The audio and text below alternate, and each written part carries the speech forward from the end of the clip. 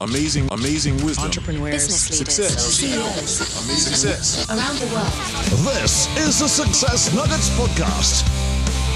Have you ever wondered what you could learn and how inspired you'd be if you asked incredible people from around the world about the patterns that drive progress? Get ready to dive into a world of insights and inspiration. This is the Success Nuggets Podcast with the founder of the Digital Lightbulb and your host, David Abel. Today's guest is one of those rare people who made business feel like a bit of theatre. In 1997, at the age of 40, Simon Woodroffe didn't just open a sushi bar, he reinvented what eating out could feel like.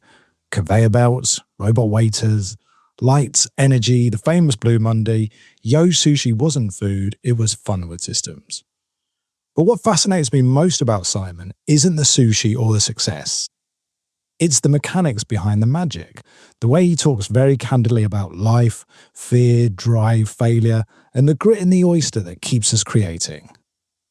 This next conversation isn't even about what to build next, it's about how to keep building yourself. Simon has lived more than most, always keeping the show on the road whilst having fun on the way. Let's meet Simon, who's dialed in from Thailand today, and his curiosity-filled mindset, which is full of gold. Simon, it's great to have you on the Success Nuggets. Welcome. Well, nice to be here. I've been reading your book, The Book of Yo, which is a fantastic playbook on how you've worked through business. I'm 46 now.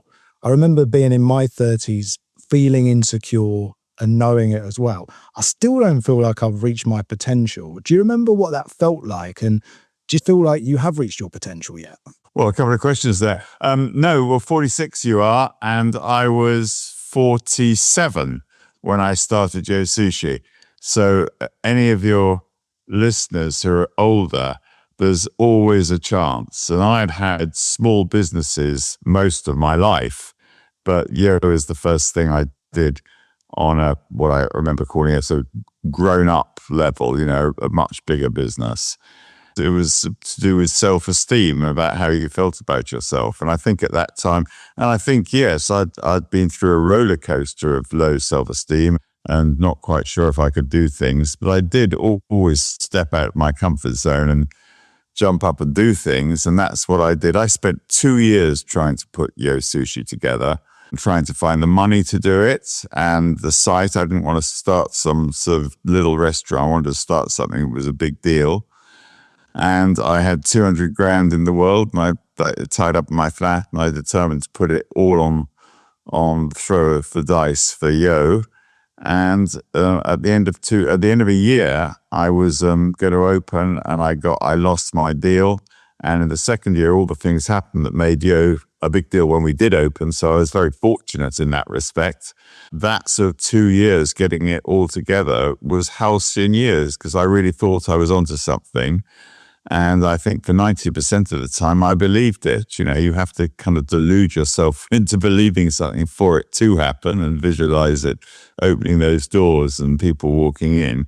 And then for probably 5% of the time, I had nagging doubts, and 5% were sheer terror that I'd made some terrible mistake.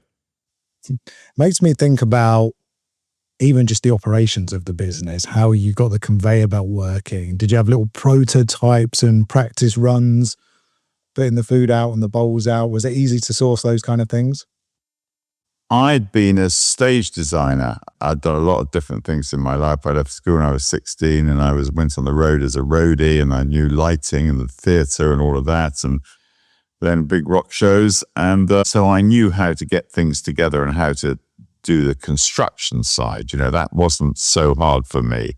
And conveyor belts are not difficult to get. There's lots of people who make them around the world, and I could draw.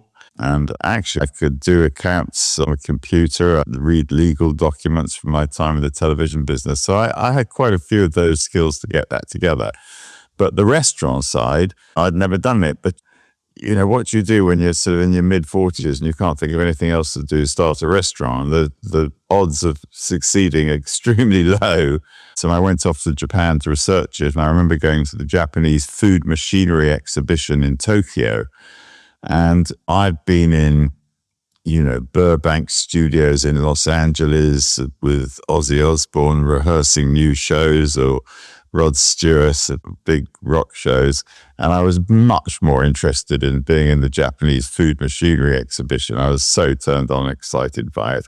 And actually, I drew and designed the kitchen before I ever got the first chef. But yes, then you have to find the chefs. And I did that by going and eating in lots of Japanesey restaurants before they were the sort of trendy thing of today, and chatting up the chefs. And I eventually found one called Masa, who was our first head chef. And you can find people when you want to do something. If you're putting your 16 hours a day or whatever it is, 7 days a week, you find the answers to things. That's what happened. And what about a couple of the saviors who came along the way? Do you find they're a common thing? I think it was Philip Brown, who was your assistant bank manager, who didn't have any authority at the time, but he got promoted, perhaps the right place at the right time. Do saviors like that just turn up? You're very well researched. You said Philip Brown. Like, who is that? Oh, of course, that is exactly right. He was the manager at NatWest Bank. And actually, the savior that happened there really was that there was a small sushi bar that actually had a conveyor belt in it on Liverpool Street Station called Mushy Mushy Sushi. And it opened, and I went, oh no, somebody's hit me to the post. It's all going to go wrong. It's never going to happen. But it wasn't terribly well known. And I was able to go there, just do all the research before I even went out to Japan. And I took Philip Brown there, the bank manager, and he was very enamored. He really was. Good for him. And there was a thing called a government loan guarantee scheme, but I knew nothing about it. He told me about it. He said, if you can get 10% of the money you need put up by private investors, which I did from a childhood friend and a bloke I met on the street in Paris, 10 grand or something. And if we, NatWest, would have invested the money if you had security on it, which I didn't, we can get a government loan guarantee scheme, which will guarantee 70% of our risk. And that's what he did for me. And yes, thank you, Philip Brown. If you're watching, I've not really ever said thank you to him properly. I'm sure I did at the time, but here's one from the past. Thank you, Philip Brown. Excellent. We put some good energy out into the universe. Yeah, absolutely. Now, patience is a great teacher. You have to wait a couple of years. You'd put all your money on it. A lot of people see fear as a stop sign and not a signal. Was that the first really kind of high risk move you'd played in your career? Well, there's two words there. One is fear and one is patience. Impatience is a very good quality. I want it done and I want it done now. And patience is also a very good quality, because if you wait long enough, things always work out. That's one of my rules of life. If you really wait long enough, you can do it. And sometimes you have to wait a long time. So both of those are very, very astute of you to say that, patience and impatience. And fear, yes. I mean, I think, human beings in this difficult world, and for your listeners, fear is probably one of the most common emotions there is in all its guises. My thing is that we all try to get into comfort zones, places where we feel reasonably comfortable in this insecure old world. And what I've observed about successful people is that they actually do step out of their comfort zone. And, like the sort of the pebble dropped into the water, the ripples go out and the comfort zone gets bigger, your circle of comfort gets bigger. And I think that's what happens. And so to be a little bit uncomfortable for a period of time is absolutely the right place to be. I've been through a lot of difficult things in my time, and I'm still here. So they have always worked out. But being uncomfortable, we're taught you don't want to be uncomfortable in life. And actually being a bit uncomfortable is a very good place to be. And you build the muscle of being able to deal with that. That's the way I would describe it. Yeah, absolutely. It's almost impossible to die. You can get dented all over the place, but you soon pop back into shape. It's pretty amazing, isn't it? That human beings survive their 70 or 80 or 90 years. And we have so many close calls along the way. And so we are extremely resilient and clever and astute at surviving if you can get into that mode. If you can get into that mode. And so many people, especially with 2007, they gave us the like button, which has just changed everything. Every time the phone pings, bing, have I got validation? Emails are coming through to businesses every 5 or 6 minutes. And a lot of people are waking up and literally just stroking their phone, almost in this, there, that's better. I survived yesterday. Or did you do something first thing in the morning? This was all pre-digital as well. How did you get yourself into the zone of where's the comfort? Well, I started in 1997 when I started Joe Sushi was pre-digital, internet. Very few people had websites in those days. I mean, as the technology came along, I absolutely embraced it 100%. I had an Apple Mac III way back in my stage design days, and then the internet came along. I've actually changed over onto Microsoft because I got a phone call out of the blue one day. You talk about sort of, how did you get lucky? How did you get good fortune? And, the famous adage that the harder you work, the more that you sweat, the luckier you get comes along. And I got a call out of the blue one day from a company called not Ogilvy, maybe, what they call, they were the advertising agent for Microsoft and ESPN and a whole load of people. And this American boy he said, we want to make a TV advertisement about you and your Yo Sushi conveyor belt robotic restaurants for Microsoft, and it's going to be broadcast all over the world. And I thought it was somebody winding me up with an American voice, and they came over and did that. And I remember turning to everybody in the office and I said, we're going to have to get rid of our Apple Macs and change over to Microsoft. But actually we didn't, and they didn't mind. Robotic restaurants. I was in Selfridges just at the weekend with my kids, and I saw a robotic dog running around. I had a conversation with a hologram there as well. When did you first get introduced to the robots? How they behaved at first?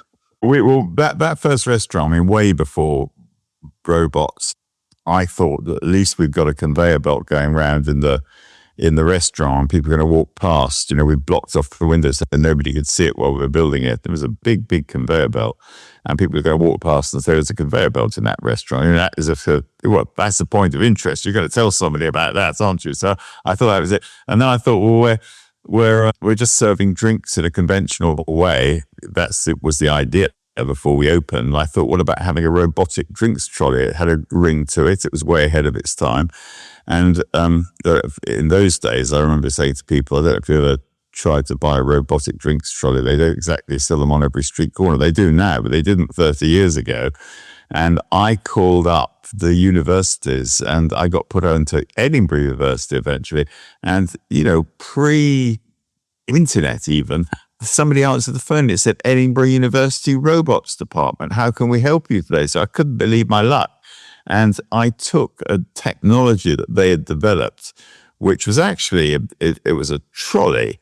It was for kids in wheelchairs, this technology. And it followed a hidden wire that they taped down on the floor. Just a piece of gaffer tape down. And we put the wire underneath the concrete and called it a robot. And it was a trolley that sort of followed this electric wire around. But it had a sensor in it, and it stopped, and it spoke. It had a digital voice, and it was built by a company called Brilliant Stages, who did a lot of the big rock shows for me. And just before we opened, I remember this thing turning up, and all the workmen put their tools down to have a look at this. I'll believe this when we see it, mate. It was a bit of that sort of moment. And we watched this robotic drinks trolley drive of its own volition and turn a corner. And as it turned the corner, it had this digital voice, which actually was my voice, some digital American robot voice. It said, move your fat ass. Somebody's got a fucking job to do in this restaurant. And we opened, first of all, my fear level went down as soon as I saw that. I thought, people are going to come and have a look. The food's still got to be great, but people are going to have a look at this. I remember opening, and people were they couldn't believe it. I realized that if you change the rules of operation about anything, or change the landscape you're working in, you can do anything. We went through those robots, and one of them was a female one, and she said the old adage. She said, "Is that Is there a mobile phone in your pocket, or are you just pleased to see me? Which was very of its time because mobile phones had only just come out. Everybody thought it was funny. Bit of humor and a bit of technology and science fiction, and it goes pretty good. Humor in business comes round again and again. Yeah, I mean, in your relations with people, but also as a brand thing. If you can, if you look at all the great advertising things, there's a lot of funny stuff out there that's been done, and sincerity. Humor with sincerity as well. Gone are the days of, dine with us for a wonderful dining experience. So I got a lot of press, but I never talked about how great the dining experience, the food was. Everybody's going to say that, aren't they? I talked about the world and life and everything, and told stories as I'm doing with you now, and people liked it, I guess. I think that's refreshing. My time at Ted Baker, we were a bit more about the life and the humor. Yeah, but that was an innovative thing, Ted Baker, definitely. But the business behind Yo Sushi as well was actually pretty smart. You can eat as quick as you want. You can choose what you want. There was a lot of convenience and control. So behind there's a shrewd businessman. And I think, a bit like me, you've got a fascination for business. I'm very lucky because having had a sort of small, left school young and only never paid PAYE, never really worked for anybody else, always had small businesses. So I had to learn through the school of hard knocks. So I've got, on the one hand, having left school, I never had the imagination educated out of me, is the way I described it. So I'm creative and I like ideas and I can imagine what things are going to be like. I can draw, do all of that stuff. But at the same time, I can read legal documents. I understand cash flow. I understand more than I understand balance sheets, probably. But I understand how business works. And I spent 10 years in the television business, selling television rights around the world. So I understand how deals get made. And so, yes, I could talk both languages. And people very often say to me, they said, I've got this great idea and it's this and that, but, the business side I can't do. I need a business partner to do it. And I think actually, we live in a world today where you can learn anything. You really can. And I think at the beginning of any business, you're much better off to do it on your own. If you've got a good partner, that's terrific. But megalomaniac control at the outset of something is a very, very good way to do things. 1, 2, 3 years in, you need to really have a team in place and hand it over to people who are more experienced perhaps than you. I'm an entrepreneur, not an operator probably. And I was lucky enough to be able to hand it over to Robin Rowland as our first CEO. And he was an operator. He always used to say, I could never do what you did, and I'm a risk averse, and I couldn't do that. But if there was a problem in the restaurant, for example, I would have to walk around the block doing deep breathing exercises, whereas Robin would put it on his list and prioritize it and knock it off one thing at a time. And that's the difference between an entrepreneur and an operator. Yeah. There's also a way as well that you've got to someone's got to work on the business, the verticals, and someone's got to work in the business. I can do both of those. I can be a micromanager and get down into every single little detail. And I can also see it, as I'm doing now, a bit further on in my life. I can sort of see things and try and give some perspective for that for people coming through. And how did Robin and the team sort of react every time you had a new idea? Let's do massages in the bar now. Yeah, I think you're a real creative sponge or highly inspired in your approach. Well, we were very lucky because that first Yo Sushi, it was very busy very quickly. Basically because it had robots and conveyor belts and sushi was completely new and it was big. It wasn't some little restaurant, and word of mouth just really, really went out. That was what happened, and we had enough money to be able for me to do some of these ideas. And they would always try to be sensible. But I always say that that first 2-3 years, the money was rolling in, and I was still running the company in those days. So the money was rolling right back out again. And yes, we did massage in the bars. We had smoke extracting ashtrays. I told the Times that when the legalize marijuana. We're going to extract all the smoke into a special room and charge people to go in there. And their headline was "Yo goes the pot." I mean, it was a fun period, that period at the end of the 90s, beginning of 2000s, you could say things like that. And it was all fun. And so, yes, we did all of those things. And Robin and the team, they would try to talk me out of things. And they did. They talked me out. The one they talked me out of, which I really regret, is I wanted to have a digital sign, because I figured out digital voices that nobody else has done by then. I wanted to have a digital menu outside. You could sort of press the button and the digital menu would tell you what was going on and what you could have and how it works, how to yo. And, people would have fun standing outside and pressing the buttons. And then when we were closed, I wanted you to press the button and it said, "Fuck off, we're closed." They said, "You can't do that." They taught me. I really regret not doing it. It was everybody and their mum would have come round, after they'd been out clubbing. You've got to see this thing, And that's what I want when I start something new, especially something retail, is that I just want it to be a super talking point. I want people to say, "You have got to see this place," whatever, and when we do go into a new area, what are they going to do? If the Yo Sushi is like that and innovative, what's the hotel going to be like, sort of thing, or what's the Yo home's going to be like? So that's what I'm always looking for. Oh, I loved it. You're a really early adopter as well on that. You mentioned Ogilvy. I think they said there's no statues of any committees. That's true. Yeah, I nicked that from him. That's search all the parks in all the world and you won't find a statue to a committee. And as I say, megalomaniac control of one or two people at the very outset is a really good way to start a business.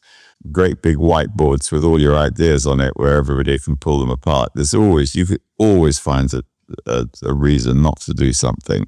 And sometimes you've got to do it and just work through the problems and tick things off as you go along. But that would be. But I did actually, in that book of Yo, I found a really good photograph of a committee.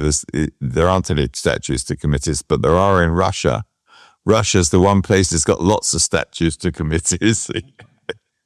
Says something. It does. I love this line, "The ziz in showbiz." Yes, that's right. Yes, that is one of my lines. Well, when I was in the theatre, I worked at Richmond Theatre originally when I first started off, and then as stage manager at the Royal Court upstairs. And all the lubbies used to say, oh dear, there's a ziz in showbiz. And so I used that, and I said, there may be a ziz. It was a bit like, yucky. But I said, well, there's a ziz in every business in the world if you've just got to be able to find the ziz. And the ziz is what people talk about. Any that spring to mind of today's? Well, there's lots of people who've done it. Southwest Airlines in America were one of the great ones. And they used to get on the pilots used to get on the tannoy at the beginning of the flight, and they'd say, this is we're concerned about your safety. And if we have an emergency landing, I want you to get into the prone position, which you put your hands on your head like this, put your head between your legs. And the reason we do that is that if I screw up the emergency landing, that way you can kiss your ass goodbye. I mean, they said that on a blooming aeroplane, and they got a lot of attention by being outrageous like that. Some of the talks I've seen you do, you're inspiring new generations. Who do you speak to? Why do you speak to them? Do you enjoy those kind of business conferences? Very early on, in the first few months, there was a convention thing that I went to, and they asked me to do a speech to 100 people in a room, and I did it. I did it 3 times in a row, and it was rather good because I did it 3 times, and all I did is just tell my story of what had happened to me. I didn't tell anybody what they ought to do. I just told stories about what I'd gone through, pre-restaurants really, and people liked it.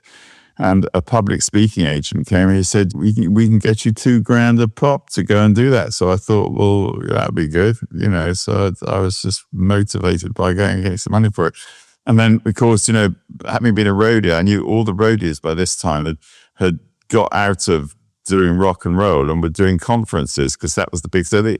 I used to meet these guys I'd worked with years before. They said, how come you're on the stage? And, I'd be up there. And then, that's what I did. And I did that for years, actually, for many years. I pretty much told the same story with different things about what happened. And yes, as you say, people said I was saying I'm an ordinary bloke and anybody can do it. And you get good at doing something if you do it lots and lots of times. And I did it at Edinburgh Festival. I had How I Got My Yo. It was a me show after Janet Street Porter had done her own me show in the early days. But then I was very lucky because there was a wave of entrepreneurial things in the early 2000s. And there were lots of TV shows about, the mind of a millionaire and the London's Richest, which I wasn't, but I was on that show, and all of those things. And so I did a lot of TV, and I did Question Time and Politics Today and this, that, and the other. And I got to be good at it. I got to be comfortable in front of the camera, as I am comfortable with you, as you are indeed comfortable doing this sort of stuff and being yourself. And then Dragon's Den, Duncan Bannatyne actually was the guy. I'd done quite a few of these TV shows. We were both sort of tarts, trying to get ourselves on faces in the press. And he told me about Dragon's Den, and he said, "You put your own money in." And I'd only just got some real money selling a part of Yo. And so I thought, I'm not going to waste that and invest it in other people's businesses that the BBC find for me. So I said no. And then I kicked myself because everybody in our little world was talking about it. And one day I got a call from the producers and they said, "We just made the pilot and one of the dragons hadn't cut the mustard. Would you reconsider? Because we thought you'd be really good on it." And I said, "Step this way." I said, "Absolutely, I would." And so that's how I very nearly wasn't, very nearly was the guy who turned Dragon's Den down, and things would have been a lot different. Because, of course, if you do get out and get on TV and get in these things and you can talk like this, and people get to know you and like you, they become your champions. And that's the way you build a thing. And I always said with public speaking that it was a bit like being a band in the early days, go running up and down the M1 or running around the world to do these gigs. If somebody sees you live, they really do feel that they know you. On television, a bit more, radio, something. Yeah. So the more you get out and expose yourself, as you well know, the better. And it's not just about your product, it's about you. The 7-11-4, have you heard that one before? No, I haven't heard that. Right. So they say to get a conversion from someone, you need 7 hours, 11 interactions on 4 channels. Okay, very good. If I was to say, we're selling D2C products, okay, you see a Facebook ad, you come to the website, you sign up for the email, you follow us, you're almost at 4 straight away. Yeah, it's very, very good. Very good. I've just written it down, actually, 7-11-4. I mean, my version of that was I called it the 7 meeting rule, but rather I never believed in the elevator pitch. Because people are intelligent, they know what you want, if you want money or whatever you want, advice, whatever. And I'd say, don't try and get people to say yes. Try to get them not to say no and go to 7 meetings, or at least meet them in whatever guise 7 times. And don't ask them direct. And after a while, people know what you want and need and say, maybe I can help you on this. And that's much stronger than the pitch, which you get one chance and they go, not really. You give them something in a picture, they're hardly going to say, "Okay, I'm in." You've got to get to know them. Well, it builds a relationship, doesn't it? And yeah, absolutely. It's still about relationships. Big time. Where else can we go here, Simon? I think we've covered so much. You're now 72. Well, believe it or not, I'm nearly 74. So the thing, when you're getting older, when you actually do tell people what your age is and you're not embarrassed about it, you rather like it when they go, "Oh, you're looking pretty good for that." So no, I'm older, but I'm still at it. I'm still doing something. We got a farm out here in Thailand, and I'm here living here with my wife out here, and I travel quite a bit, and I'm in the UK quite a bit. So I have an interesting life, and I'm still doing things. And we got a whole load of stuff we're doing at the moment. In fact, we're asking the public, should we or shouldn't we? If you follow me on the social media, yo or no is the question. Yo or no. So I'm still doing things, but I'm not in the front line as I used to be. And I'm always looking for young entrepreneurs who want to do things, especially things that are yo things. Always on the lookout for people, if there's anybody watching, very open to hear. And people always go to me, they go, "Oh, you're so busy, Simon, you're so busy, I'm sure." And I always go, "No, I'm not. I've got time. I'm quite clever. I don't put too much in my diary. I even tell people to give me a call without an appointment so that I keep an empty diary. And I'll talk to people who are up against it. Quite a lot of people call me and go, "Look, I've got such good ideas and I've got all the effort, but I just lost all my money and I just got divorced. What the hell am I going to do?" And my answer basically is there's always a solution in this life. There's always a solution. It's just a question of working it out. So, and I like helping people to do that. In fact, we're launching an app later on next year called YoHow. And part of that app is a 100-day start a business or change your life course, 1% a day. And so when people ring you up, is it here's the business or is it here's the mindset? Is it a bit of both there? It's mostly about the person, mostly about, getting to know that person and what they're like. But no, definitely it's about ideas. I love talking about ideas and I can be quite direct with people. And I always say, look, I don't really, mostly I don't know. We used to say that on Dragon's Den. We don't really know just because we've done other businesses. You're the one, if you're in it, you're the one who knows the best. And I always say, you never ask somebody, should I or shouldn't I do it? That's the one question you should never ask. You can ask their general advice. And then if you're a good listener, let them talk. And you may get something out of it. Take what you need and leave the rest. And I've got a filter. A lot of stuff people tell me goes in the rubbish bin. Some of it I'll listen to. Some of it I take advice. That's a good idea. I'm going to nick that. May I steal that one from you? And so, yeah, I'm a sponge. And I suggest to everybody that you become a sponge, but don't think that they know better. You know best what's best for you. And the 100-day thing, 1% every day, is that starting with the end goal in mind or just let's work 1% better every day? Funny enough, I was just talking to somebody about it today. And he said, I've got some really good business ideas and I just haven't got the courage to leave my day job. And I said, well, don't leave your day job. Absolutely don't. But spend the next 100 days doing the research on all of those ideas, putting some money into it, small amounts of money, whatever you can afford, put money into it, put time into it, work your 16 hours a day or whatever you need to do on top of your job. And at the end of 100 days, it's a very interesting thing. If you're really committed and you really, really work hard at developing something and you know everything about that subject, at the end of 100 days, it becomes absolutely obvious whether you should do it or not. And either you quit and lose what you put in, quit and cut bait, I call it, or you go into go mode. You put your notice in, you've got your bit of money that you've got to try and raise some more money. And, the question, of course, people always ask me, how do I raise money?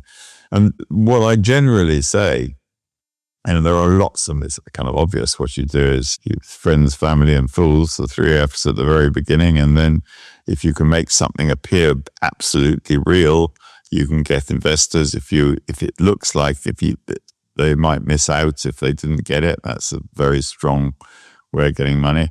But really, every entrepreneur, yourself included, I'm sure, every entrepreneur in this world has been through the rite of passage of raising money. And if you can't raise money, you probably shouldn't do it. It's a test. What is your one golden nugget for life, Simon? One golden nugget for life. Well, what I do know is that if I got asked that question on any day of the week, I could give a lot of different answers to all of those things. But I think one thing I will observe is if you're thinking of starting a business or making a big change in your life or doing anything that requires enormous commitment and your own money probably or other people's family or what. I mean, the question I would always ask myself or ask you is why would you, if you've got a nice job and, a good circle of friends and a nice family and all of those things, why would you give up all of that to have sleepless nights and stress and anxiety and all the rest of it? It's, why?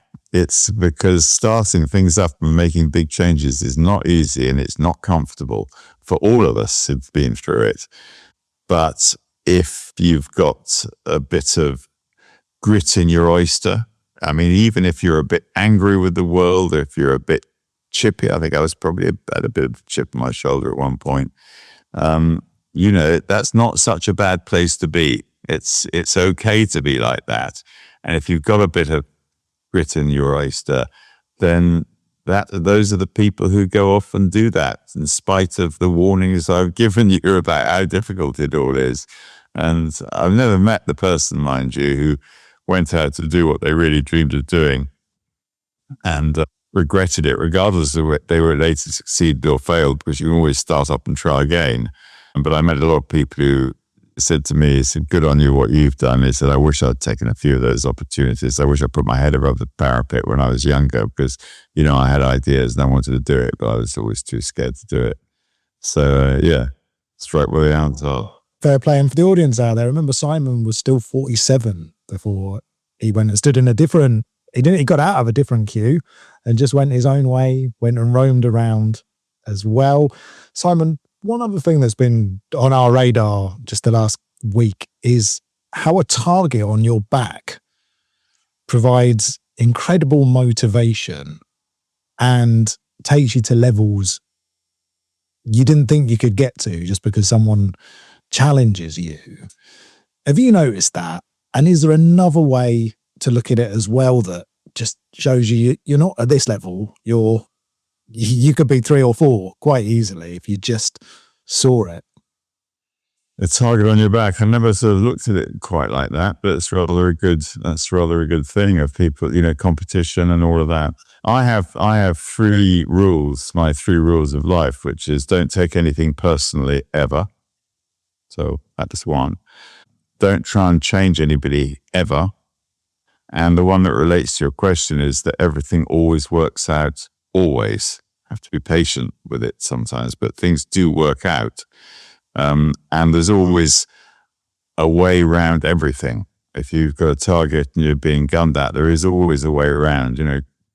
I like the image of go round stone walls. When a sort of showstopper comes in front of you and there's a stone wall, just go round the stone wall, pretend it's not there, and build golden bridges, i.e. make it easy for people to help you and to like you. And have time for people. That's what I really do these days. I try and have lots and lots of time for people. And it's amazing, it's about relationships. People want to help people. And I used to be Mr. Busy. I was always too busy for everybody. Look, I'll talk to you later, but I'm too busy now, and it's actually important to have time for people, be a good leader. Where can we shout you out? What do you want people to do? Go. Well, I've got an autobiography coming out later in the year, next year. It's called Yo Man. And so keep an eye out for that. And follow me at social media. I'm pretty active these days talking about stuff like this at Yo Simon Woodroffe, Simon Woodroffe, WOODROFFE. And you can always, if you get lost, yo.co.uk is about as simple as you can get. Yo.co.uk, and that's got everything on it. We wish you luck for that. And audience, please go follow Simon. Simon, one thing that I really admire about you is your candor. You just say it how it is. In today's world, there's a lot of pressure to be someone else. It's not been a strategic thing. I've always, I think I learned very early on employing people that what people really want to know when they're employed is where they stand with the boss. And where they stand, good, the bad, and the ugly. I've learned to be very careful about what I say. And not so much. I'll tell you how I feel and about things. I tell you in the first interview whether I like you or not. What I don't do is overpromise. And if I don't like something or I don't think it'll work, I'll tell you candidly. I may be wrong, but I will tell you candidly, and people really appreciate it. I've learned to say no. That's what I've learned. I've learned to say no as well as to say, good on you, go for it. Oh, great stuff. Well, listen, thanks for all the digital light bulb moments. Thanks for all today. Again, for the audience out there, it will come if it's coming. Anything can be solved and we can work it out. We'll see you again. Join David and his incredible guests next time on the Success Nuggets podcast. And to find out more, visit onegoldennugget.com. Thank you for listening.